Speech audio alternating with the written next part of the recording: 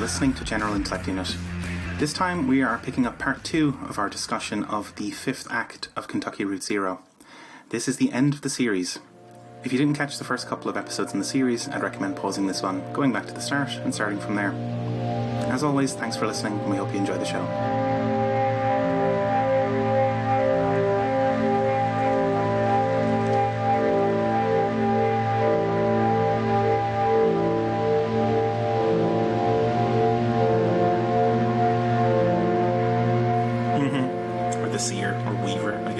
Keeping things going. That Weaver's the true geist of history in this case. There's also I guess maybe it might not even have a positive thing going on here, but at the very least there's a negative statement that there's no way in hell the skeletons are going to organize their way into liberation inside the factory. That's the negative statement. But the positive statement is more ambiguous, and there maybe isn't even a positive, because it's a downer ending. Still, there's a glimmer of hope that one can live free from the nightmare, but it's not much. There's not many riches here at the end of the rainbow. There is at best an abandoned space that is disconnected from capital.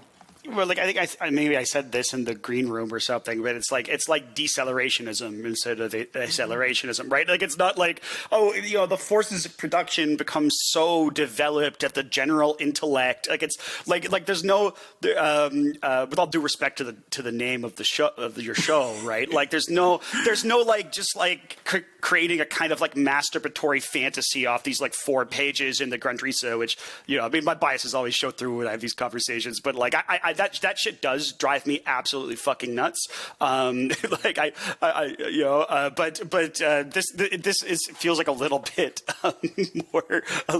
more kind of grounded. It's a little down, but it's it's not eventually everyone becomes autonomous influencers or something, or coders, or it's a little bit. They're not growing out of the post-scarcity digital economy in some way, right? Yeah, and I think as well, there's a sort of is-ought problem here as well in the kind of reading of this, that we on this show would very much like there to be an active workers' movement that is organizing the workers in Skeleton Hell, but there isn't. And this game, for better or worse, is a decent index of where class struggle is right now, and where the possible optimisms are. Well, I wouldn't go that far. I mean, there certainly is a movement inside of Skeleton Hell to organize workers. It's just not doing very well. Even an endorsement from the President of the United States couldn't save it. Yeah, I guess I'm kind of arguing with a scarecrow in my head, basically, where I could imagine sort of old school union organizer people being like, "Bah, this game is fucking they don't mention Trotsky even once, and I think there's a kind of there is something positive to the kind of or there's something to like about the way the class stuff is presented here. That yes, it's not what we want, but it is it's novel and does kind of square down the precarity and lumpenization of labor in this moment. There's something to it there that I would push back against the flat cap people. Again, it's a scarecrow in my head. It's not really. I'm not arguing with the people on this call.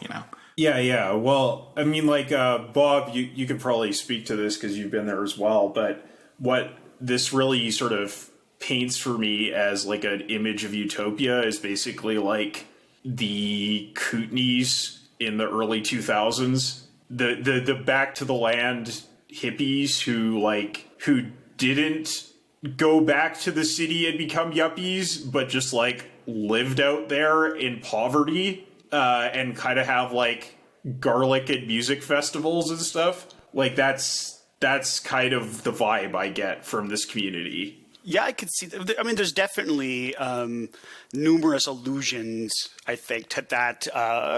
Because it is a bit of a dropout or tour, Yeah. right? Like a kind of a dropout model, right? Or picture, right? Which is nice because then you got this, like you said, it's like it's not unrealistically hopeful. Do you know what I mean? Like it gives you a bit of a sense of right, like even like I said, like that's why I kind of went with the cheesy portmanteau magical capitalist realism, right? Like you know, because you do have that sense of it's not like the end of Sorry to Bother You or something, right?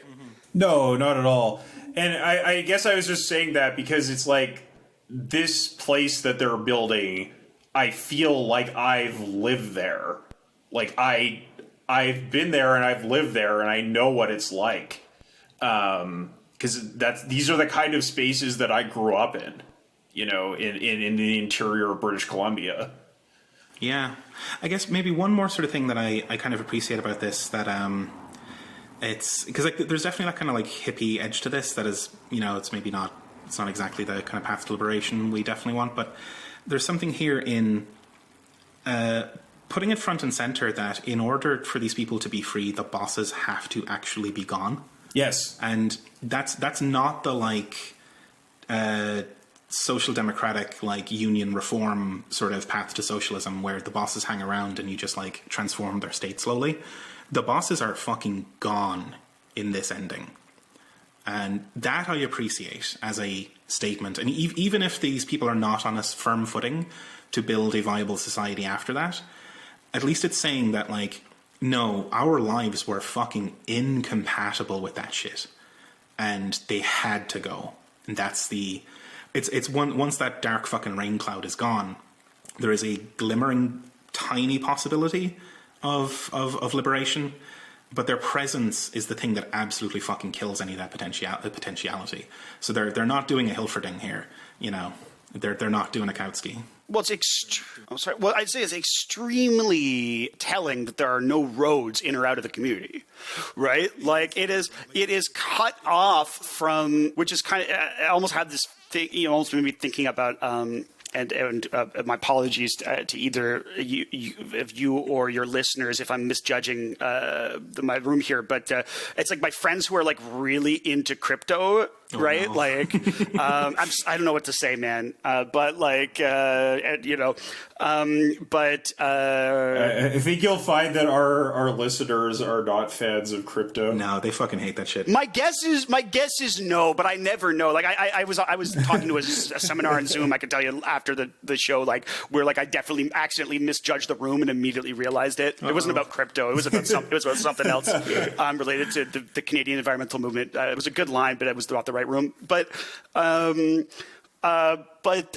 this is kind of like, oh, you know, when I hear about like, it's like, oh yeah, you creating it. Okay, I'm quite skeptical of the notion of using technology to create a stateless currency that can self-regulate, but I like the concept. And okay, the currency is not mined by capital, it's not mined by the government, there's no central bank, yada yada yada. But it's just like, yeah, but then you're just going to plug it into like a globalized financial market. Like don't you understand, dude? Like I try to explain them, but they're kind of left leaning, but they're not Marxist, but and beyond not Marxist, they don't have any kind of history or political economy of like monetary theory or anything, right? Like nothing, right? So it's just like, don't you get it? Like it's just going to become a speculative act. Like it can't do like the uber capitalist stuff. My friends who are into that, I almost respect more than the ones who are kind of left leaning and are just like, you get why this doesn't work, right? Like it can't work. Like even if the technology can work,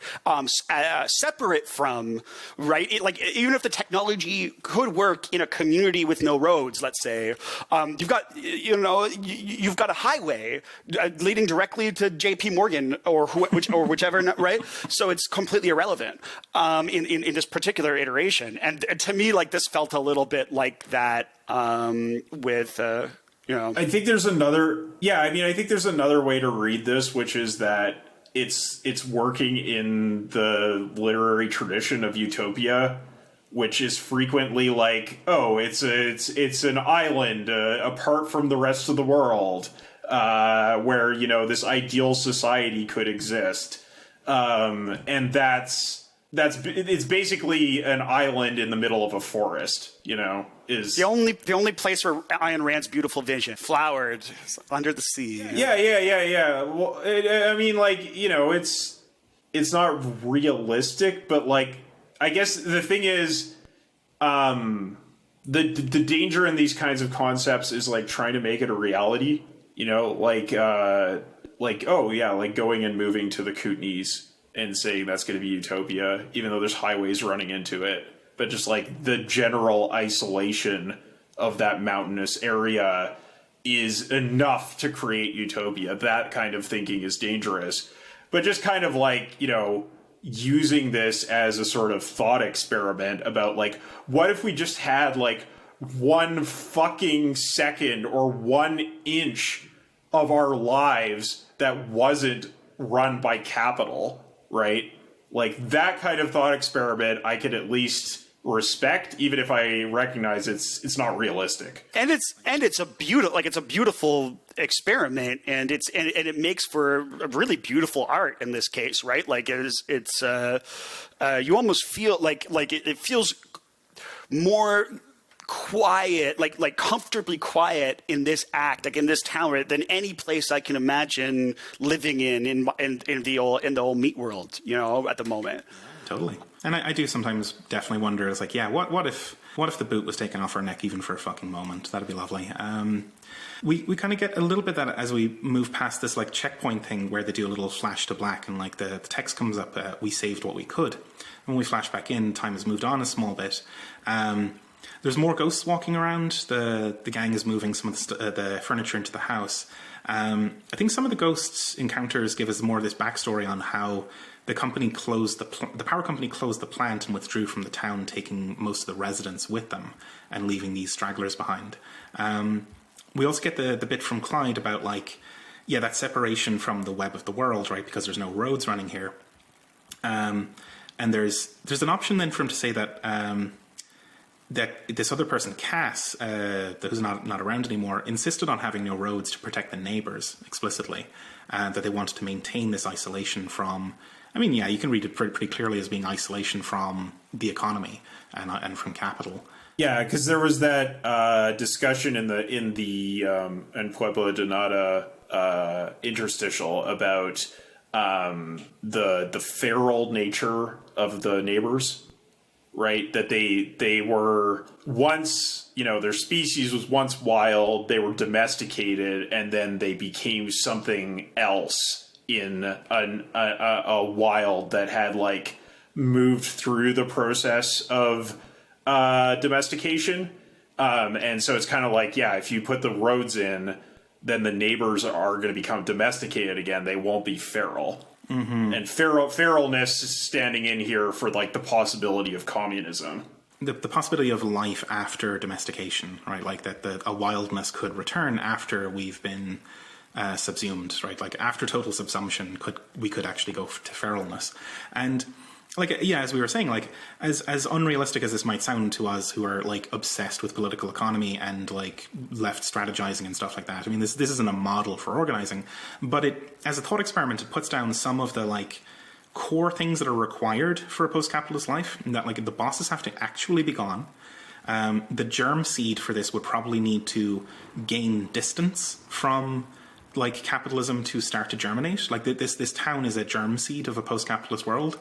And it can only remain that way while it's isolated, because if it comes back into contact with finance, it'll just be fucking taken over again. The horses will be re-domesticated. Turned into glue or whatever. Turned into fucking glue, exactly. But that's the kernel of the concept to focus on, I think. Not really to take lessons for organizing. You're not going to write a pamphlet about this, but it's worth thinking through this kind of thing of you really do actually need separation and space and to get elbow room to start to live differently away from the web of this thing. We can also go up to the geodesic dome houses, and we get the ghost memory of Sandra trying to hide a diary from Fraser, and she's kind of ruminating on how did this person consolidate so much invisible power. This is definitely the bit where it's mixed up as to is it the early 20th century or is it the mid 20th century? But shrug. Yeah, and it's just, basically like left-wing cult shit is what it's gesturing at, as like, which is an eternal feature of left-wing stuff. oh yeah, like this, yeah, it's like this tradition that we are taking up and becoming a part of by living here in this space is extremely spotty in its record and is full of tragedies and failures and atrocities. And something about geodesic domes, man. They just they never fully go out of style. They're they're just the specter that haunts the non-capitalist imagination or something, right? Like the specter is haunting Europe, and it's the icosahedron. Yeah, totally. Yeah, because I have absolutely been involved with the construction of a protest dome in the early thousands. Oh yeah, yeah. I was on campus back then. Was it a dome though? Wasn't it like more of a tent? Were you on UBC? When we were trying to destroy that when we built those domes, we were trying to save the dome? Yeah. I didn't know that. Are you kidding me, dude? I took out the plastic for me and a guy who actually knew what he was doing with a drill, buddy Ed. I didn't do a lot in that movement. I edited the agitprop, their newspaper, or one of the editors, and then I showed up on Sunday with a power drill with another guy and disassembled all of the TransLink bus shelters while the security wasn't looking, and we just took all of the plastic plexiglass to the student group offices, and then over the space of a month, they just cut them all apart until they had built this dome, and then they put out that dome. Yeah, and then we had. Oh yeah, I remember that. Yeah. So I was also on campus and walking by the sub, frequently on my way to class and back, and sort of peering over there and being like, huh. There's uncomfortable parallels here. There's uncomfortable parallels with the Radvansky Center tapes, where we realize that these people have contact points going much further back than they realize. Yeah, that's right. Yeah. Well, we were both UBC undergrads, so that's right. Yeah. Yep. And I will straight up say, when it came to the dome, it was that was the aspect of strategy that the hardcore hippie contingent of that movement was all about. They love dome. For listeners that don't know about BC University politics in the early thousands, this was just a fight against a big property development to replace the public space in the middle of town, in the middle of campus, with a bunch of for-profit condos and a Foot Locker, instead of student housing or green space or whatever like that. And a group of students that I was a part of, but very, very minor part, not taking credit for the actual real hardcore organizers, just fought them for a year and a half and actually won. And the dome played a role, and we did get all the planners fired. So that was fun. Fucked them pretty good. Got 'em. Take that, skeletons. Yeah, exactly. We do get a really strange kind of encounter then with Emily, Ben, Bob, and Shannon sitting at the little decks. Shannon has found the little dice in her jacket pocket, which is actually Conway's jacket. And Emily, Ben, and Bob are like, "Wow, cool! That's exactly the dice we need for our game. Now all we need is a dark basement to play in." I was like, "Oh, my friend's uncle said he'll lend us a basement." Fucking strange. I kind of wonder, I wonder what replaces this scene if you don't pick up the dice at the start of the game. I think there just is not a scene. Because this time around, I didn't take the dice, and I didn't get this scene. Me neither. Yeah, that's right. I don't think I did get this scene, and I don't think I took the dice at the beginning of... Oh, wait, I did take the dice, though. Anyway, I don't know. I mean, you can miss these things anyway, because, I figure there's, in any given one of these segments, between the blank screens, it's there's probably 20 encounters, and you can see any 12 of them or something. Something like that.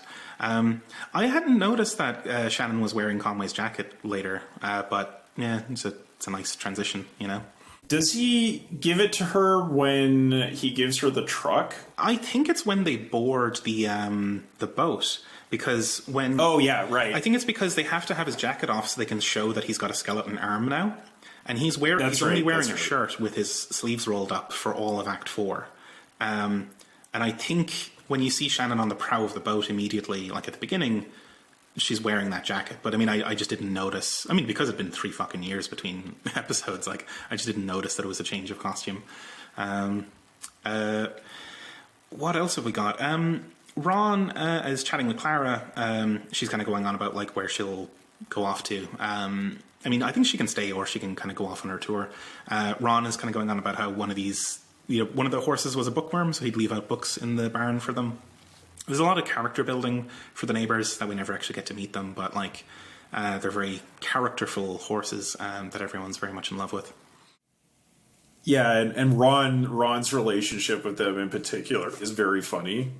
The barn where the horse, where the neighbors were housed. Like, if you go in there with your cat, there's just like this like enormous swarm of insects that like comes up into the rafters, and you just think about how like that's the place where like the visiting artist was gonna stay for the night. That's the place where like Ron offered to house her. The loft, yeah. Yeah. This filthy fucking barn, yeah, absolutely. Yeah, so Marianne's painting is coming along. It's starting to actually look like 2 horses. This will eventually get hung up on the front of the barn, which I think is a Kentucky thing, to hang like quilts, I think, like very embroidered tapestries off of the front of barns. Is that a thing? Am I imagining that? It's because I think she says that she had been inspired by a barn she had seen driving, and she took a sketch of the barn. But I think she's painting this rather than embroidering it, which she wouldn't realize is a problem. I think that's how that works. Listeners, write in and correct us, or I could just look at Wikipedia later. That's fine.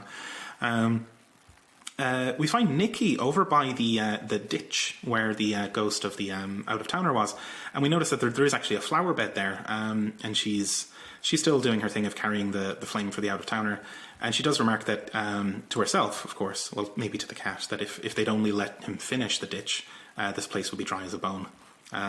Maybe that's the other part of this that suggested a murder, but I don't know. I've been converted to y'all's read of this. I think he was definitely killed by the company. One way or the other. That's one way or the other. Yeah. And it was malicious. Yeah, and I definitely recall, like, there were definitely, numerous straight up saying, this guy died over work. It was just, I think it was just that Nikki's poem in the previous intermezzo. I could tell I read some really pretentious academic books every time. Every time someone in an academic book is an intermezzo, I lose my shit. But in these situations, it's quite appropriate. I just remember this description of he was murdered, or the language seemed like that. But of course, that could have been figurative language. Mm-hmm. It probably was, yeah. We then get this really lovely scene with Rita and Ezra at the library, where she's offering to tell Ezra about the history of the library and the history of the Pueblo de Nada. I love this line she has then. It's like, I like that kind of history, the lived-in details. That's how you know people have always been people, always made choices, and nothing was inevitable. Yeah, it's like for all the failures of the Pueblo de Nada, they had agency, and they used that agency in a particular way. It blew up on them eventually, but it wasn't exactly a mistake to live that way. And so Pueblo de Nada is supposed to be like an experimental utopian living that they've done. Okay, just so I'm clear on it. They were like utopians who came up from Mexico to here. And their whole thing was that everything was up for grabs as an experiment, and they would adjust their community living on the fly and experiment with it and so on. But that kind of radical openness is probably what did them in eventually, because they were radically open to being taken over by a micro-tyrant. Yeah. And where does Fraser come from? I feel like I missed that. He's the tyrant who destroyed them. He's the tyrant who destroyed them. Okay.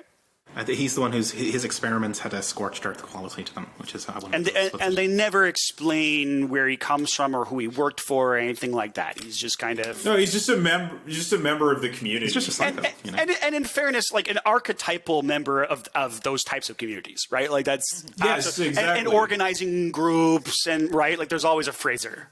I've known a few Frasers. Yeah. I've never been a Fraser, but it's only because I'm too lazy. Yeah, there's a lot of fucking work being a psychopath, you know. I could have the work ethic. I guess it's like the lack of structure is what did them in there, because, like, you know, structure is what would let you guard against that kind of stuff. But the fact that they were wildly open to it meant that they were ultimately wildly open to getting fucked over in that way. And yeah, that's just a problem. There's also just like the kind of cult mentality that's gestured at, where, like, you know, I think it's the person who's hiding the journal talking about how like she's terrified at how much people just do whatever Fraser sort of like gestures at, like, you know, that sort of like you know, like, who will rid me of this troublesome priest kind of like insinuations that lead to violence against people. Yeah, it's no good. I think it's quite nice that, like, we only get snippets of these memories from these people. Like, we don't get the full story, and it's because this place has a history, and it's a history that even if it was written up in volume after volume, we wouldn't have the time to ever catch up on. And especially not for these characters who are kind of, you know, for some of these characters it's a fly-by-night kind of thing, right? They'll move on tomorrow to some other sort of place. For some of them, they're settling in to actually live here, but they're necessarily newcomers. They're not going to be privy to these details. Like, for some reason the cat is, but this is the past. These aren't ghosts. It's not really for us to know exactly how this came about. At this point, we get this is beautiful. Johnny and Junebug walk up, and Rita is like to Ezra is like, "Oh, is this your family?" And I fucking love the way this is presented as like the three dialogue options, where they're all three of them are parenthesized, and it's Ezra looks at Johnny, Johnny looks at Junebug, and Junebug looks at Ezra, which I have to imagine that all three of those things happen simultaneously, and they're just like looking at each other furtively back and forth. Beautifully presented. And then the option I always go for is for Ezra to say, "Yeah, that's right, this is my family now." And then we get another smash cut to black saying that Ron dug a grave. But I don't know, like, I mean, some of the options here as well are that, like, Ezra can be very desperate to get back to Julian and so on. I mean, again, maybe it's just me. I have a hard time imagining those other options as being like the canonical way this should play out. Yeah, well, I think that the point, though, is the one that Rita says, right? That people have always been people, they've always made choices, and nothing was inevitable. The game is trying to enact that principle, right? Like, the whole thing here, there's a lot of stuff going on about this dialogue between, like, fate and free will, right? Like, oh, you know, people have always made choices here. Nothing was inevitable. But also it was kind of fated by this, like, weird spiral thing that it was seen in a dream by a seer in the past. And possibly this whole thing has been set up by Weaver, who is, like, literally a weaver of fate. So it's a lovely interplay of those layers, right? Because it's very similar to the kind of the like cybernetic philosophy you get through Pickering and Beer and so forth, where both agency and structure are real, and like, but nothing is necessarily determined, but there are like strong tendencies, and then there are moments of breakage. There are lines that converge, there are lines that diverge, there are ones that aren't determined exactly what geometry they're operating in yet, you know. And for today, these people have converged on this point, but throughout all this dialogue, we can determine where they're going to go next. Some of them will get trapped in a little gravity attractor that like keeps them here. Some will spiral out into other places. And yeah, I mean, Rita's right. This isn't inevitable. Even if I have a very particular hang up on having Ezra be adopted by Junebug and Johnny. Yeah, and I think it's safe to say that that, you know, the authors of this game, the creators of this game, are not Althusarians. No. Yeah, totally. Right. Definitely. There's a lot of open-ended contingency here. Yeah, totally. After the cut, we get Elmo and Johnny at the Waffle House. and I guess Elmo's handing it over to Johnny, basically. We get a bit of the story of how this used to be the company store, and a bit of the story of the demonstration against the power company after the death of the death of the hired man, I guess. And this is what made them be ungovernable, and what prompted the power company to withdraw. Yeah, it's very interesting because they sort of talk about like how, at first they mostly just felt shame, but then that shame moved to anger, and then they were able to actually act. And, talking about how, like, I guess is it Elmo who talks about, like, all the sort of, like, secret codes they used and stuff to try to evade company surveillance, and everyone was afraid for their lives. And, like, somebody, was it Ron who was, like, the guy who, like, paraded down the main street in protest, even though he was worried he was going to die? I think so.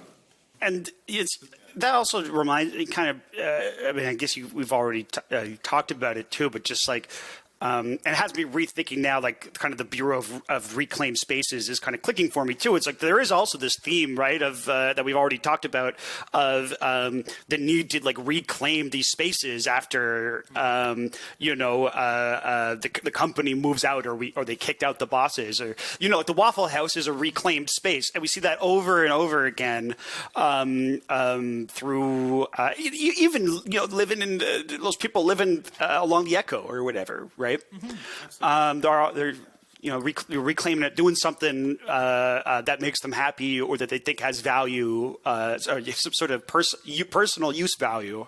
That definitely is a recurring theme throughout this whole thing, right? That like, I mean, it's even in Act 2 with the hermit crabs on the TV and they're in person at the bureau with their like reclaimed homes. Like it's this act. Some of the content of this act is actually foreshadowed quite strongly in Act 2, right? And this theme of home has always been recurring. But like the reclamation can have all these kind of different modes, where with the Bureau of Reclaimed Spaces, you have this like weird viral machine that like hoovers up these spaces and turns them into office buildings. Or you have this sort of stuff, which kind of reminds me of the sort of thing we saw sort of glimpses of in the George Floyd uprising, with like once people had driven the cops out of town, or at least driven the cops out of the neighborhood, and then instantly started setting up like community centers and like all this kind of stuff. It was like, there it is. Like it's right below the fucking surface. Like once the shitheads are gone, people can actually live and organize on their own terms. And something beautiful there. In seed form, it's not fully formed, but it's there. There's definitely hints of that here too. What else we got? Ron is continuing to dig the grave. He kind of remarks that, like, are we burying the neighbors or the town or both? Again, a recurring kind of refrain here. And yeah, it's both. There's a little bit with the seer in the little cave next to the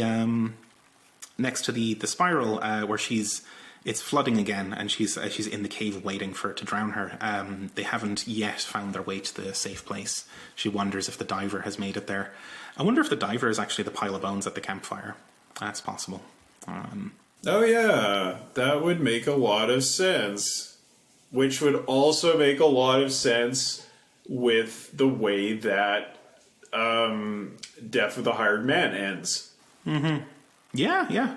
A lot of resonances here, I think at this point Wanda is awake, and she's surveying for the bureau. And for me, this played out with she's like, "Oh yeah, we're gonna reclaim this," and Shannon is like, "Hold your horses, not quite yet." There's also like a discussion here. I'm not sure if it's in the conversation of Wanda, but where they talk about how like the houses that were built by the company to house the workers, like all the floors are rotted out on them, but the ones that were built by other people, like these previous communities or the new ones, have like solid foundations. And it's this kind of like continuous thing of like, whenever capital sort of like builds a purpose-built community for the purposes of accumulation, there's something rotten about it. Yeah.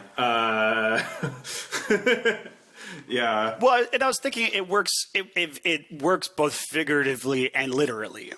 right? Like it is indeed like, yes, there is something rotten at a kind of philosophical, spiritual, felt, affective level, all those levels. And also, they probably would just build the workers shitty fucking houses, right? Like that would absolutely not withstand those storms, because they don't care whether they live or die, right? So like, it works at both of those levels, right? Yeah, it's like the portable housing like near Fort Mac or something like that, right? It's like Gold Rush town kind of shitty construction. Yeah, that's right. The wildfire a few years ago, right? It just went through it like tissue paper, right? Yeah, which is like literally like this is very much like a real world example of this kind of flood, right? Which is like obviously Capital's fault. Yeah. Oh god, I don't know why that reminded me, but like I think like 2007, 2008 or whatever. Like I was living in, I think I was living in Limerick, right? Like and like everything fucking crashed, and basically they were building this huge fucking mall out just on the edge of town, and like when everything went to shit, like they just kind of abandoned the site and left the fucking cranes up. And so for months and years after, you could like get the bus past that place and just see these like rain sodden fucking cranes still up and like this completely unfinished foundation and stuff. And like it's like the Museum of Housing. Yeah, exactly right. Like it's just this that stuff stuck with my mind of like the abandonment and just like the rot that's left behind after those operations, and like this whole thing here just reminds me of that sort of thing also. Yeah, we do get a sense that things are starting to wrap up though. One of the last kind of scenes we can get is Shannon with the antiques wondering who the fuck ordered all this stuff. And she has a nice line saying that now we're setting it all up, trying to reverse engineer this person we never met. I kind of feel that we are that person. We're making that person right now together. I don't know if that dialogue's probably contingent on the options you've chosen until that point. Probably. I got that as well, and it was basically like, yeah, to me that sort of that classic utopian notion of like a new humanity, like the new Soviet man or whatever, like that in building utopia, you are building a new humanity. You are becoming somebody else that like, you know, this was meant for. Yeah. Mm-hmm. The new Soviet man with like a secretary desk for a chest, you know, and like cybernetic fucking telephone pole arms. But I mean, this is just classic to all utopias. Like, you don't have a utopia without the idea that like nurture is more powerful than nature. Mm-hmm. Yeah, that you're constructing something rather than like just being something that is already defined. Again, I mean, Junebug and Johnny again, right? Like active construction of a self and so on. But this is the active construction of a communal sense of identity rather than cool hipsters. Well, and this is even the act, right, in which I think even Junebug says how her and Johnny were like gray nothings or something like that before they turned themselves into hipsters. And in fairness, like they've written some pretty all right synthwave tunes, you know. So I mean, there's nothing wrong with that. I still haven't listened to the Junebug album. I need to do that. I didn't know there was an album. That's so cool. There's a fucking album. It's on Bandcamp. I downloaded it, but I still haven't gotten around to it. I love that song in Act 2 or 3 or whatever it was. I just thought it was really good. Yeah, that's a belter. And then we kind of come to the end. Ron will ring the bell tower. The bell in the tower. The bell tower that is swarming with pelicans and parrots. And like the sun is starting to go down. It's beautiful. It fucking looks gorgeous the way the light works at this moment. There's all these birds on top of the bell tower. What are they doing there? And he rings the bell, and they don't move or react, which is absolutely not what birds would do. I'm pretty sure pelicans don't like to hang around for that kind of shit, you know? But hey. Like, yeah, you know, bells are loud. Mm-hmm. Now that the bell has been rung, everyone gathers at the graveside in front of the barn with Emily leading the procession. She's saying that she'll stay. I chose the option for her to stay. Although there's a lot of stuff here of like, hey, look, we know that We know that everyone, like a lot of people, have actually had to leave already to like get a boss. Ron's going to be making a trek across the field later if you want to follow him. But we appreciate you sticking around for this ceremony. This is just such a lovely little scene. It's kind of like there's a bunch of different things that are touched on here. It's like, why didn't we name them? We just always call them the neighbors, or the silver one and the brown one. It's the silver one and the other one. Yeah, the other one. And like you can feel the feeling dripping off of the words here as you read through it. Yeah, it's very believable. Like Emily's speech is really rambly and awkward, and Ron's such a weirdo, where he's like, like they crapped on my floor. I didn't talk about it, but now I'm talking about it. But also, if any of you had crapped on my floor, I would have cleaned that up too, and it would have been okay. Like this is very like okay. I guess that's a very like friendly. That's a friendly thing to say, but also it's fucking weird as shit. It was a very nice gesture, but don't say it again. Yeah, exactly. Ron's such a weirdo. It's these lovable freaks that this town is made up of. And there's a strong sense of that right here at the end. Rita also, it's like she's like the people of nothing arrived by horseback in October. And their first experiment was to free the horses. That was generations ago, of people and horses. I don't know when we started calling them the neighbours. We should have called them the people, I think. They were the only consistent residents of this place for over 100 years, and now they're all gone. Who are the people now? It finishes then on... Firstly, Nikki reads out a poem for the neighbours and for the town, which you have a couple of options. It's like the... Johnny and Junebug song in Act 3, where there's like 3 tracks you can choose options from and compose your own, which is nice kind of send off to player autonomy at the end of all this. Yeah, this is really important because you can choose like very bitter downer verses to this poem, and you could also choose like somewhat more optimistic ones. So it's like really, all this utopian stuff, like you can choose to reject it and just say like, nah, we were just dirt poor. We got screwed by the power company. This whole thing has been a disaster. And now we just need to go on with the wreckage of our lives. Essentially, find no meaning in it whatsoever, or no reason to, think anything's ever going to be better, sort of thing. Which is not the options of the poem I chose. Oh yeah. I mean, likewise. I think it's also kind of important that this is you're leaving off on this set of choices that come back to that theme of the game where you're not really choosing the trajectory of how things go, you're choosing the vibes and the sentiment of how things feel. Even though, I mean, you do have choices here to alter the course of people's lives, like will they stay or go and so on. There's something fitting about this in the end. It's vibes that we leave off on. Yeah, and I think that there's some lines here about the neighbors where Nikki basically, I think it's Nikki who says this, or it might have been an earlier dialogue, but basically that after the workers' revolt, when they were first trying to carry on in this town, the neighbors were like what allowed them to sort of like heal emotionally. And so I think there's kind of this like dual nature to the neighbors where it's like, on the one hand, they're a symbol for the, the feral humanity, the people, right, who have come out the other side of capitalism and become something new and better.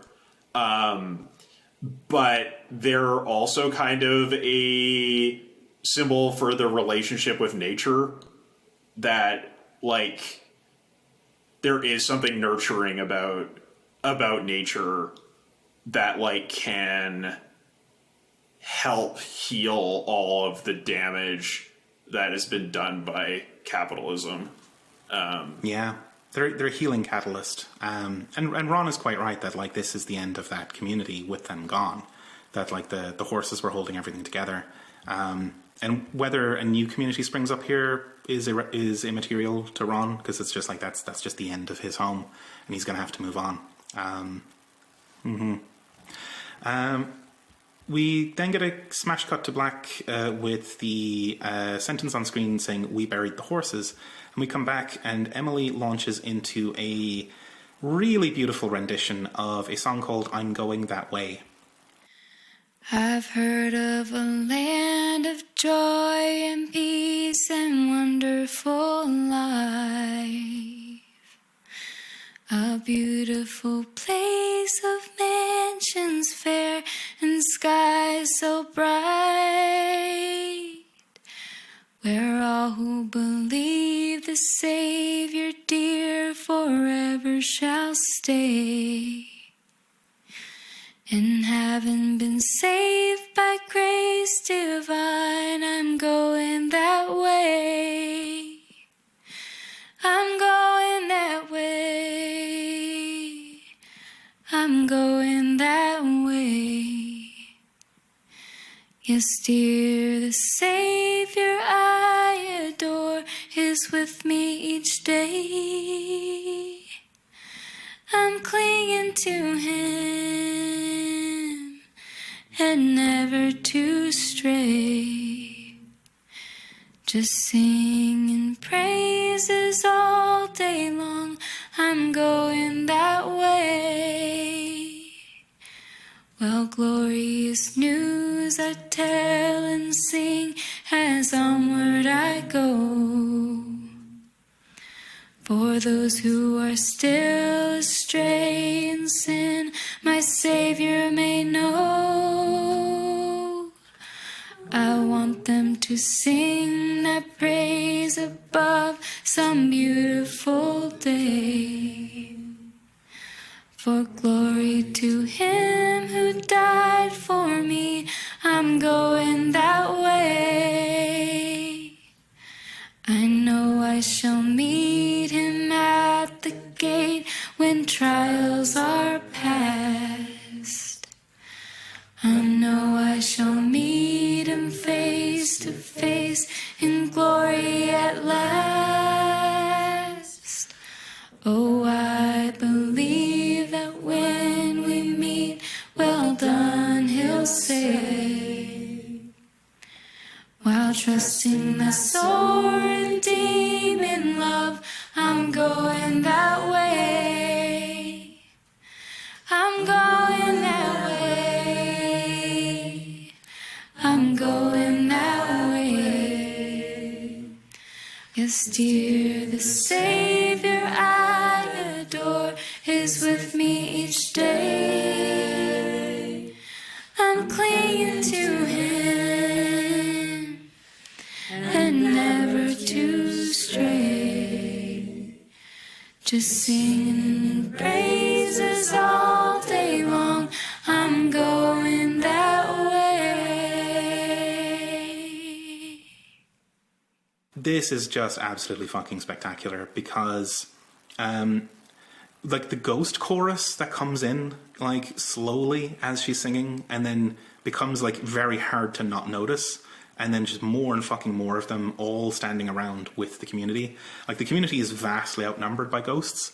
I love the way that like Emily is a very competent singer, but almost nobody else there is. So when the rest of the people start to join in, it's initially very hesitant and they're murmuring and like very, but they gain their confidence. But even when they're belting out the last chorus, they're way off tune and the timing is all over the fucking place. But it's so good. It's wonderfully uplifting to finish on this note.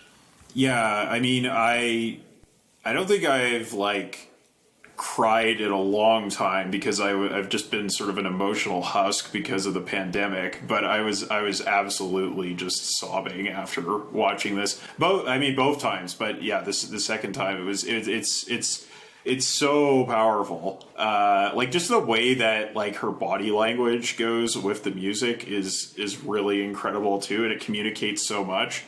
about the whole thing. And it's the only one of these like big like blowout fucking renditions that has this kind of like positive note, because it's one is going to a better place, all right? And like in the text of the song, it's like you're going to heaven, right?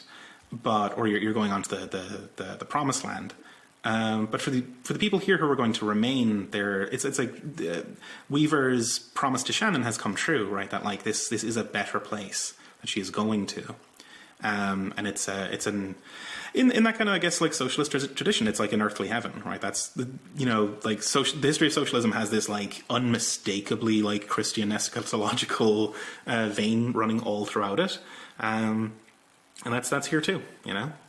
Yeah, I mean, this is like it's a song that's about passing on to heaven, but it's also a song that's about keeping the faith and like, you know, staying on the straight and narrow and being a good Christian, right? Like that like, you know, you'll never stray from the path to heaven. And you know, this is like it's a funeral here, but it's also like the people who are going to stay entering into a covenant with the dead, right? Like it's taking up that communist thread, and like committing to it, and yeah, basically joining that cohort of ghosts, and I think that's another part of this that's really powerful, because it's about grace and salvation. And I think that there's a couple things in the poem that Nikki reads where she talks about grace, or no, sorry, that's in the interstitial afterwards. But she does actually bring up the line from the Death of the Hired Man, about what is it? Home is something you don't need to deserve. Yeah, I should have called it something you somehow haven't to deserve. So you don't need to deserve it to have it. And, you know, that is a dimension of what's going on here in terms of like talking about like, I'm going to heaven, right? Like that's a home. I think there's an angle on this that I find really compelling, that it works on a couple of levels, because like it's a funeral, so somebody is entering the kingdom of heaven today, right? But the lyrics, well, I mean, do horses go to heaven? I don't know. But if you listen closely to the opening lines of the song, it's like, I heard of a place, I've forgotten the fucking lines, but like I've heard of a place of joy and peace and wonderful light, and then I'm going that way. So that person is not entering the kingdom of heaven today, but they believe it's possible, and they're going in that direction. So whether you're at the gates right now, on the verge of revolution, or you're simply carrying it in your heart, this can work on both of those levels. And we have all of those levels crossing here at this funeral. Yeah, exactly. Yeah, and I mean, it's also like, you know, the people just sort of trail away after the ceremony, and the ghosts just wink out slowly. Yeah, as do the ghosts, right? Yeah, so beautiful. Oh, yeah, yeah.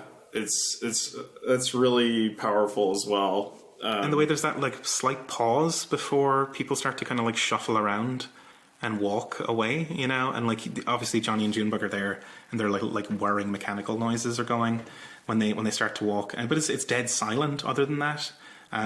Also, like, Johnny and Junebug have fucking changed outfits again. They've got these lovely funeral outfits on, and it's like, where's that wardrobe, you know? That's right. I love it. Yeah, Junebug has a few of those throughout the game, right? Where it's just like, when did you get into that like resplendent aquamarine puffy dress, or you know, like it was sort of, you know, just which is kind of classic kind of hipster maneuver too, right? Like she's got like the wardrobe. She probably didn't spend more than $5 on it, or she's like, I mean, the hipster communities are have different classes too. There's actually, but there's a particular type of character that Johnny and Junebug are, that are they're not downwardly mobile upper middle class kids, right? Who have been abandoned under neoliberalism or whatever. There's like proletariat or lumpen proletariat kids who are just trying to do something on their own, right? And there's a certain amount of there's something about her June Bug's outfits that like really appeal to me, that like really speaks to that. So my headcanon is that the outfits they have, they keep them in a chest cavity, like if there's a wardrobe in there, like with hangers, but that these are all stolen from washing lines. That like once they left the mines, they were naked like robots, and then they stole all these jackets and shit from fucking people's washing lines. I like that. They're like, oh wow, yeah, this is a great detail to add to my personality. I'll just take it. That's my headcanon for these folks. Yeah. So then there's this amazing pan that we get, right? Because it's like the people leave. It's very like silent. It feels like a downer. Like, oh well, that's it. Like Emily's song's over. The funeral's done. And then it just like pans over and has this like incredible color gradient that it does of going from the dark tones of the shadow of the barn where the funeral's being held towards the sunset, where the weirdo icon house is, and everyone who's chosen to stay there is like, facing towards the sun. Mm-hmm. They're hanging out. And I think the layout of the furniture inside Dogwood Drive it reflects the choices you've kind of emphasized in, like, is it going to be a library? Is it going to be a community kitchen? Is it going to be a performance space? And there's a couple of different ways this can play out. But it's spectacular because, at this point, the camera has panned way up high and is looking way down. And then people drift away, but a lot of them are walking along the airstrip towards Dogwood Drive. And if your cat is then you can bound along this thing and have this beautiful sweeping pan, and just settle on this one shot with everyone just kind of cozying around. And one of the Bed Quilt Ramblers is just like sort of noodling on a guitar, like not really even playing a tune. And then cut to black. That's the end. Beautiful, absolutely fucking beautiful way to finish this. Yeah, and I mean, I think it's very much that sort of like, you have that contrast very starkly made between the weight of history and the possibility of the future, and it's all done in that pan. Fucking chef fingers. This damn thing is a masterpiece. Like, what an experience. I think we should just briefly talk about the ending coda, the interstitial. So as we sort of said, it's at the lower depths, and you can watch the TV. There's a bunch of different channels you can switch between. I mostly just watch the stock car race. It's not NASCAR because I think this is like before NASCAR existed. This is like early days, like 70s stock car racing. But it was, it was just something to look at while you're sitting there watching this dialogue, because it is really quite ponderous, and it's like, oh my god, like you can't really, like, you really feel like you're just sitting there and being like, like, get on with it, but yeah, we have that death of the hired man being played out, even though Carrington has just failed to produce it. But then, basically, what's his name? The proprietor, Harry. Yeah, Harry sort of like gets on to talking about like, well, what's that poem about? Like, like, what is this thing that you're doing? Like, just to make conversation. And Carrington sort of like describes this thing about home, right? That we saw before. It's something you oughtn't to deserve. And he's sort of like, well, like, Harry, what does this mean to you? And this thing that you haven't to deserve, Harry describes it as like the grace of God, right? Like, this is something that's given to you, but all you can try to do is live up to the gift that's been given to you, right? That like by giving you eternal life and salvation through like baptism, like which is what like Harry's directly describing this here. He's not just like alluding to it. He's saying like by being baptized, you get salvation. You don't have to do anything for it. All you can do is try to live up to that gift, right? And so it's like this idea of like you get this thing for free, but somehow it also like puts you in debt perpetually. Because it's like, well, how could I ever live up to, like, how could I ever feel adequate to unconditional salvation, right?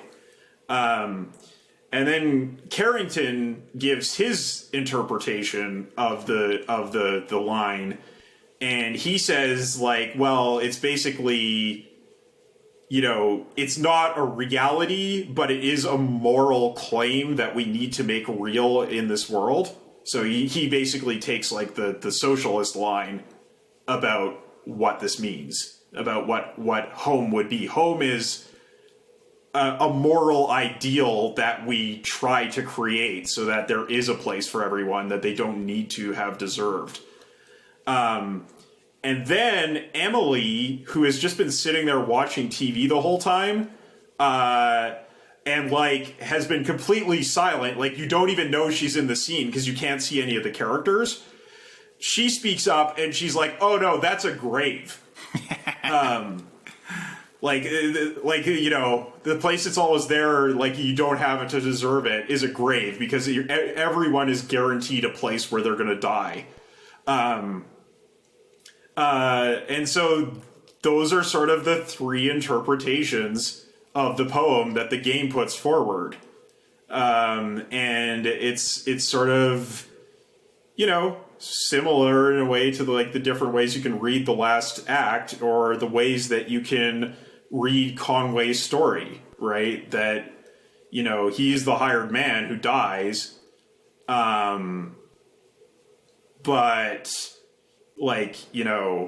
do you see it as, well, he deserves to have a home even though he doesn't have one because of grace? Or should he have had one because people should have made it possible for that to happen? Or did he just fucking die? That's the three options you get on the table there. Brutal. Like Emily's one there is pretty grim. I like, I think I side with Carrington. I don't know why all that reminded me of, but the folks at Mortal Science have been reading stuff about like betrayal and like belonging and that sort of stuff. Marguerite, Amishai Marguerite, I think is the author.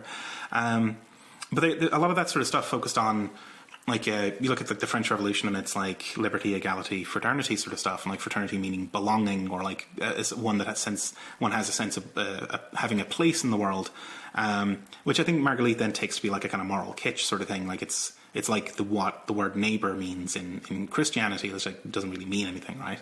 But what Carrington is getting at, and I think what this kind of whole thread gets at, is that like that kind of shouldn't be the case. Like that, like the unconditional belonging is the kind of moral, like remote place that, one doesn't, because like when it comes to like belonging and betrayal and all that sort of stuff, it's all like, are you inside or outside of the category based on like you're having earned it, or some marker that's on you that like allows you inside or puts you outside the wall. And for Carrington's read of this thing of home, it's that no, that really shouldn't actually be conditional. That's the socialist aspiration, right? Is that like, no, you would in fact unconditionally have a place in the world. Yeah, that's right. Yeah, so it just gets to, the way in which exile has always been a part of human community, but after the invention of private property, homelessness sort of became more and more of a pressing concern. to the point where it is like basically the everyday conditioning disciplinary function on the proletariat, right? Is that, well, you don't work, you're not going to have a place to live because you have to earn a place to live because you don't deserve a place to live. And so this is just sort of a core aspect of class society, but, particularly capitalism. So I mean, that's really the way the game ends, is on this meditation on homelessness and home. And the language of deserving, I think, is really apt.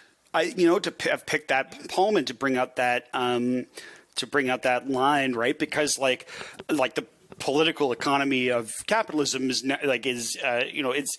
it implies its own moral political economy, right? An ethical political economy that is, of course, like utterly unethical outside of any.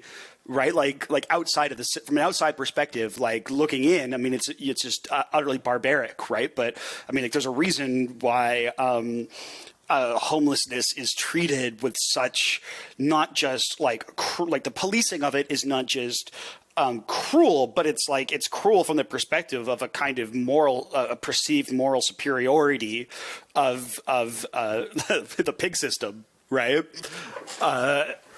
You don't deserve like to not have it. There's always in the kind of I think if there's a collective, the capitalist unconscious, there's this true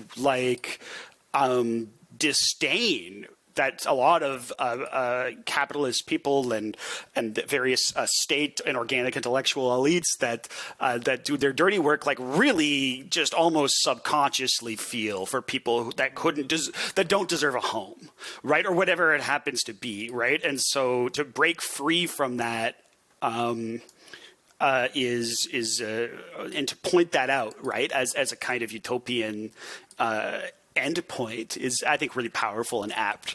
I definitely think so, right? And there's that line in that poem always jumped out at me, and I think it's because, I mean, maybe repeating some of these points, but getting beyond the logic of belonging, or not belonging, but of deserving, is very important, because if we take, Marx's line, from each according to their abilities to each according to their needs, in that kind of system, deserving is just not relevant.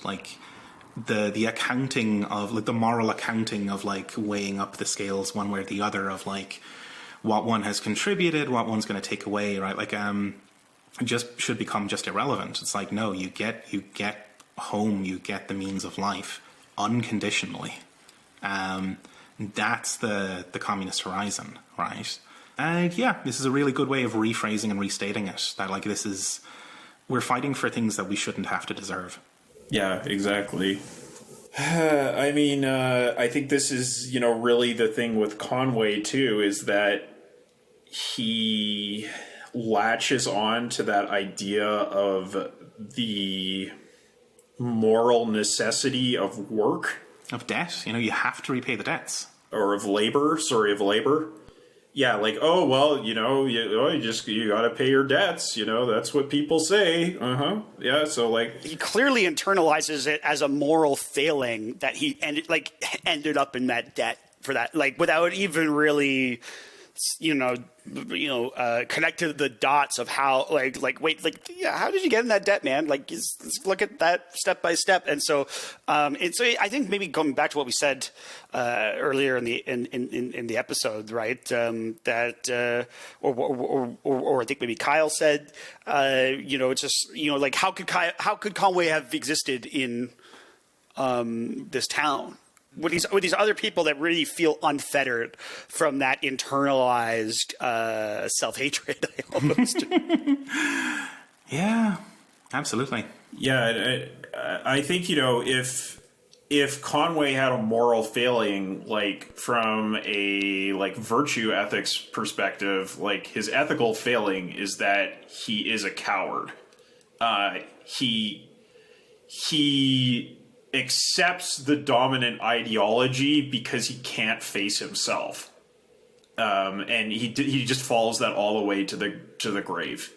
And did he deserve that grave? No, but the reason why he couldn't thrive in a better society is because of a deep ethical flaw that has been inflicted on him by a really traumatic life. Yeah. What a fucking game. Jesus Christ. This thing is just, I don't know, it's just amazing.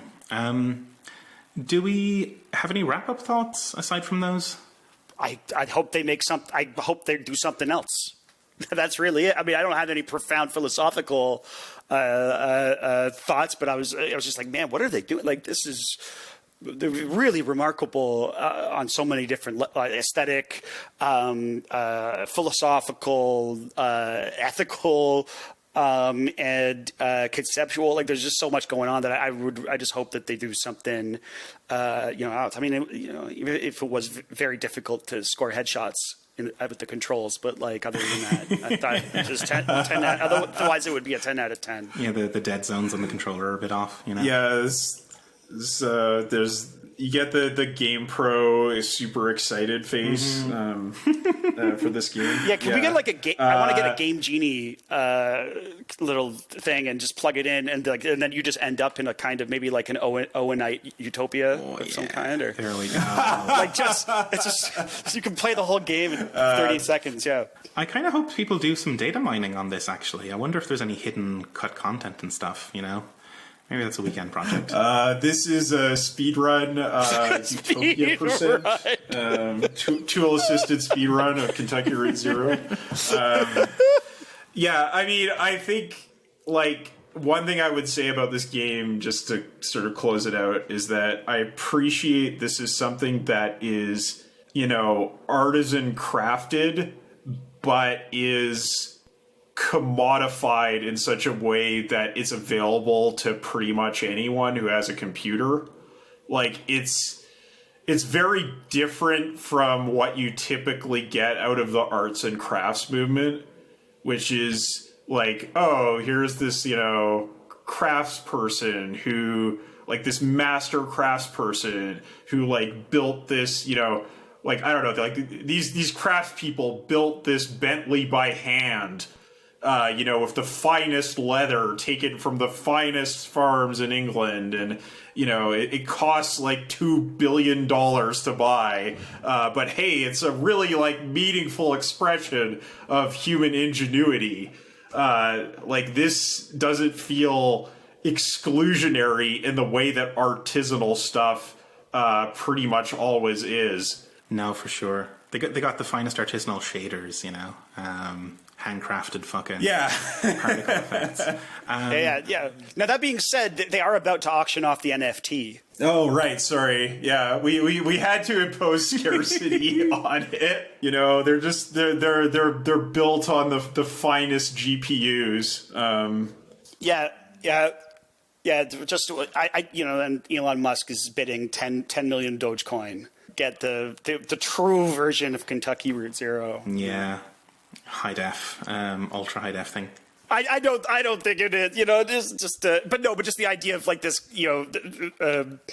I was just riffing on the idea of the artisanal. You're right. That there is something about that. The artisanal production, certainly in the context of contemporary capitalism, that is about producing something that has to be scarce, and then the whole point, one of the leaving aside things like energy costs and compute equipment, software and hardware and so on, like the point of digital.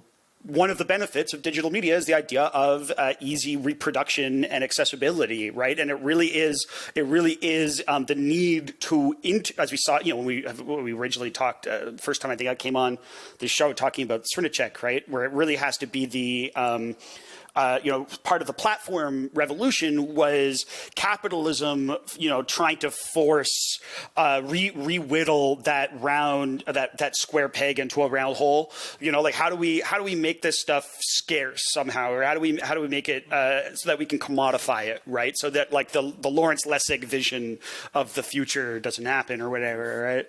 And NFTs are about that, right? Like creating artificial scarcity. And so I guess what I'm getting at is that, Kyle, this is a great example of the way that commodifying it in this way, but also just the fact that reproducing it, distributing it this way means that, it's not a $60 jar of honey or something, right? That you buy at this farmer's market. Yeah, and I mean, we can get into all the economics of like why this probably isn't a sustainable way to make games because of like platform capitalism and like Steam's like what is it, they take like 40% of your revenue or whatever, and there's a race to the bottom in terms of pricing, and it's almost impossible for indie developers to stay in the business for long.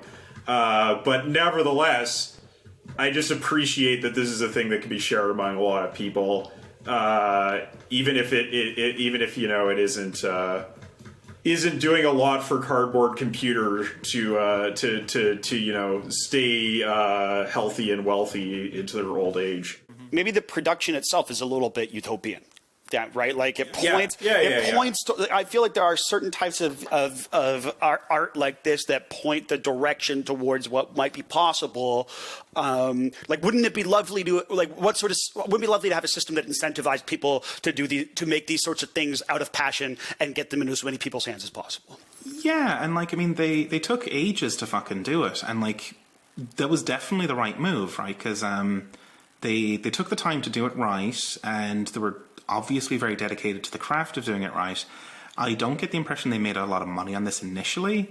They may have, like, by the end actually sold quite a few copies on the Switch or whatever. But, it really seemed as if they were kind of just doing the, like, eating ramen for 6 years sort of thing to get this thing done. Yeah, I mean, I think if they made money, they just made it in volume. It's because like this game has never sold for super high prices. It's even the TV version. I bought the TV version because I played it. I decided to play it on the Switch because I just decided it might be a game that might be nice to like play in bed a little bit. Like there are times where I was going to want to just have that sort of freedom, right? I didn't really want to sit in front of my computer monitor for the 9 hours. I knew I was going to do it, and so it was only $30 or something, right? Like that's 10 years of work, right? Like, so it's not. It's indie game stuff, definitely. That's a very low price for a Switch game. And I also appreciated, I think we spotted this pretty early on with like limits and demonstrations where they seemed to be teasing out what was possible on like the lowest hardware. Like how could they make these textures and effects run on cheap hardware? And like that's another sort of way of committing to like accessibility is like you don't need a fucking like huge computing rig to run this thing, like, and they're dedicated to that craft of making it run on low end hardware. So much to appreciate about all that. They weren't committed to integrating the ray tracing, is what you're saying. No, can you imagine the ray traced reissue 15 years from now? Yeah, that's right. It feels it's really interesting because we've talked about how this game is basically like a staged play in terms of the way it's set up visually. And one of the things about ray tracing is that lighting a game is a lot more like lighting a set than it used to be, because like you're just putting lights in places and it's gonna produce a realistic reflection of what that light would look like physically. So I feel like, well, first of all, ray tracing is completely unnecessary for this game because they put like meticulous work into the lighting. But second of all, they're kind of ahead of the curve by like staging the game in this way. It's sort of like they had this sort of mentality, the kind of like theater or film mentality of producing a digital space that is going to become the standard in the future with ray tracing as a common technology. I think maybe my parting thought on all this is that if this was their first pancake, I really want to see what they do next, because like fucking hell, like this is a very, very strong showing for a first attempt, and yeah, I can only imagine that whatever comes next will be even better. And what I want them to do is take the next 15 years off and just fucking do it, and then blow my fucking mind with the results. Take as long as you need, folks. It's going to be, I'm confident it'll be amazing. Yeah, I guess that's Kentucky Route Zero. Thanks, listeners, for coming along on this rather long mini-series, but I think it's been extremely worth it. And we've learned a lot about this by looking so closely at it. There's a lot going on here that's not terribly evident from like the trailer. Oh, so much. It's like, you know, it bears closer examination, and the closer examination is rewarding. Yeah, I mean, when we were going into this, I mean, we talked about doing this like almost a year ago, but like I was kind of like thinking to myself, it's like, is this just gonna be a weird vanity project, like a weird fucking like bauble that we distract ourselves with, you know? And it's like, but once we started, it was like, no, this is entirely in keeping with the rest of GIU. It's just, yeah, it's a bit of a diversion, but to get to some really excellent stuff and an excellent analysis, you know, and like it's, you know, a game about nightmare capitalism, you know, and basically about socialist politics, and like in whatever way they're about. I mean, they're not, I don't think these folks are like fucking reading Kautsky before they go to bed, but like, shrug, who does, you know? Not a realistic standard to hold people to. But like, why doesn't this thing get any more fucking press for being what it is, you know? I mean, I suspect that there is an element to which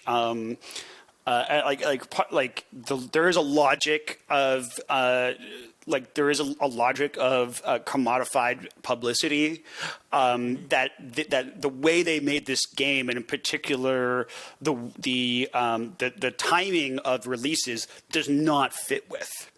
Right, like the idea, I think of an episodic game from the level of its from the level of its production, obviously, is to, okay, you can make these things before you can start making the product, you start selling the product, getting revenue before you finish the product, right? And so, like, I think you can, and that can make a lot of sense from the purpose of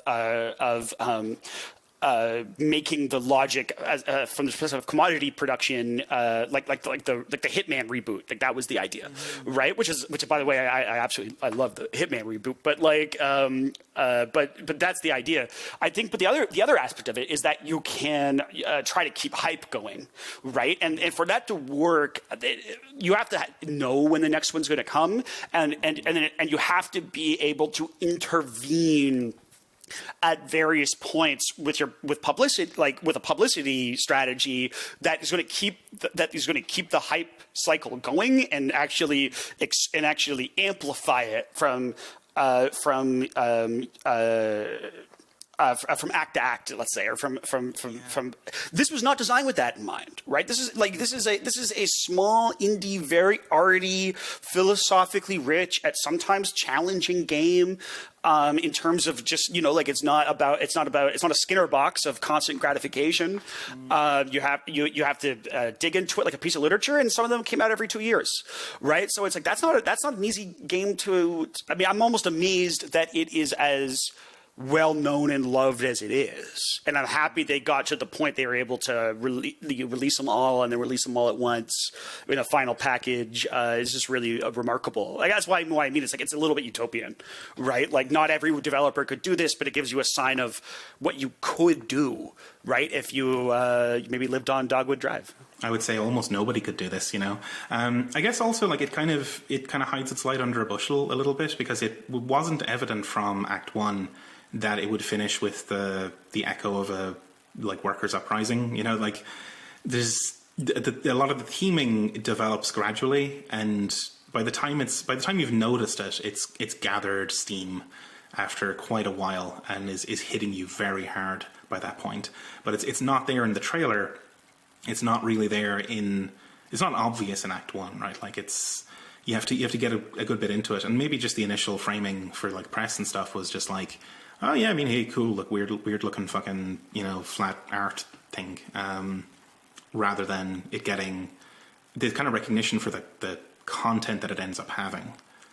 Yeah, I don't know, shrug. But now it's all complete, Yeah, it's all.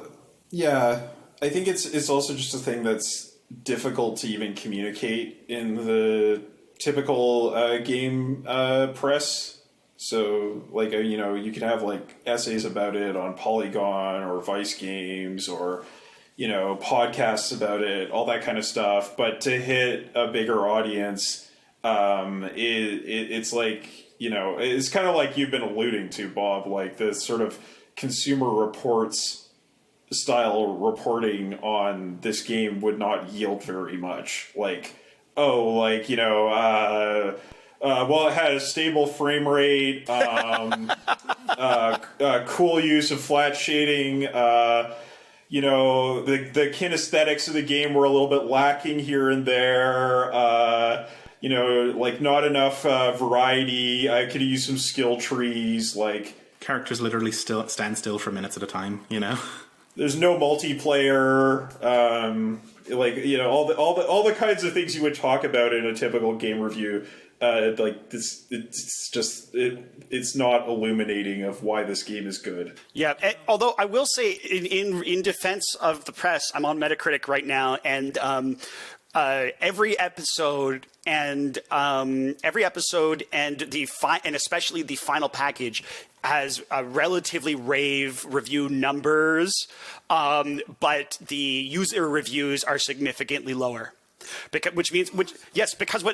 what's clearly what would happen is that actually, like, someone at GameSpot gave it gave Act 2 an 8.5, and then people maybe outside the target audience played it, and like, so to give you, here's one. The set music is so good, but the gameplay is unexciting, right? Like the gameplay, like what does that even mean in this context? If you go through these reviews, you get a lot of that.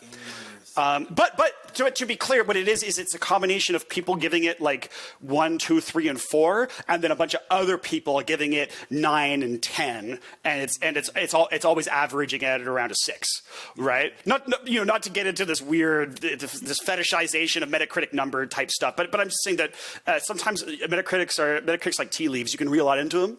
Like, especially combining the different reviews, and I think that's actually what happened. So I actually think game critics, on average, really liked this game.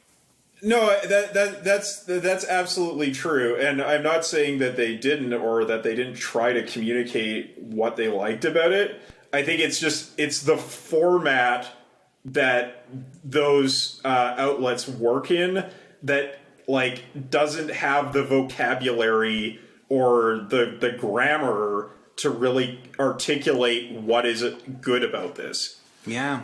Well, Cardboard Computer, you got through to us, and maybe that can be the thing that helps you get to sleep at night. Yeah. Oh, no, this was fucking amazing. Again, thanks, listeners, for coming along on this whole thing, and I do strongly recommend you just go and play the damn thing, too. Even if you've enjoyed it vicariously, it could still be fun to go back and do that. Yeah, we're gonna, I don't know what we're back with next. I think we're reading a book next time, but we're gonna take a little bit break from recording before we get there, and enjoy some of the summer if it ever happens, because right now it's the middle of fucking May in Edinburgh and it's still pissing rain, it's still fucking grey, we got this arctic fucking wind on top of us. I don't know, I'm not sure if summer's gonna happen this year. The prairies have gone from negative 30 to positive 30. Oh no. Yeah, this stuff's all over the place, I guess, can't win them all. Yeah, listeners, go to generalintellectunit.net and check out the links from there to our Twitter at GLUnitPod. All the, I don't know, Facebook, all that kind of shit. We've been recording for a while. You can go to patreon.com/generalintellectunit. Give us a couple of bucks a month. You'll get on the community Discord, which is a good time. And Emancipation.network, that's the one. This show is part of a network of Marxist podcasts and a kind of research collective. We're just good folks who like to hang around and talk about this kind of stuff. if you go on to emancipation.network, you can check out our sister shows, Mortal Science, Swampside Chats, Jumpsuit Utopia, and From Alpha to Omega. And Varn Vlog. Derek's got some vlog action going on, and it's good. It's real good. Lots of interviews. He's going to be covering some like art stuff as well, and just a whole bunch of fucking cool stuff. If you're like me, I just love anything fucking Derek does. It's good. Go subscribe. It's a great fucking thing. You can find the link to that from emancipation.network also. Yeah, for those who don't know who Derek is, he's a long-term member of Left Media, someone that you may have heard on From Alpha to Omega, opposite me in some shows. I gotta tell you this thing. I had a fucking dream a couple of weeks ago where I don't know, I must have been missing the whole social hanging out, going to bars sort of thing, because in the dream, the Emancipation Network people were hanging out in a bar and just having a good time, and and I remember in the dream, Kyle, you asked Derek, because the name he'll use is C. Derek Varn, and you asked him, what does the C stand for? And he just turned to you and said, the C stands for Derek. That's the way it worked in my dream. So that's my headcanon now for what the C is. It'd be a much angrier response to that. It'd be like, the C stands for Derek. Why don't you people Kyle. get that? Yes. As if it would be the most obvious thing in the fucking world. Oh Christ! Yeah, I don't know. I that was a strange dream. Anyway. Doing that thing that people fucking hate, where people describe their dreams. But I thought that was funny enough to warrant breaking that rule. Anyway, yeah. Thanks, Bob. This has been fucking great as well. We're really glad to have you back. Yeah. Any closing words, Bob? Before we. I mean, you know what? Just that it was a real. Thank you so much for inviting me. Not only is it always a pleasure to chat with you two, and I always find I learn a lot from you two in these conversations. But also, thank you for the for giving the nudge to go back and finish this game and experience it in this way, and do a bit of a close reading on it while I was knowing that I'd have the conversation after. So it was just really great, and I really hope to I'd love to get more recommendations for games like this in the future, because this is just really great. Absolutely. Yeah, I mean, play Disco Elysium if you haven't already. Oh, I'm on it. I'm going to be on it. Yeah, I haven't yet, but that one's non-negotiable. Yeah. Yeah. Wonderful. Thanks again, everyone. It's been fantastic, and we'll catch you again soon with some more content that will maybe a book this time, not another game. We'll get around to Disco Elysium someday. But in the meantime, thanks for listening. It's been great. Bye-bye. Bye. Bye.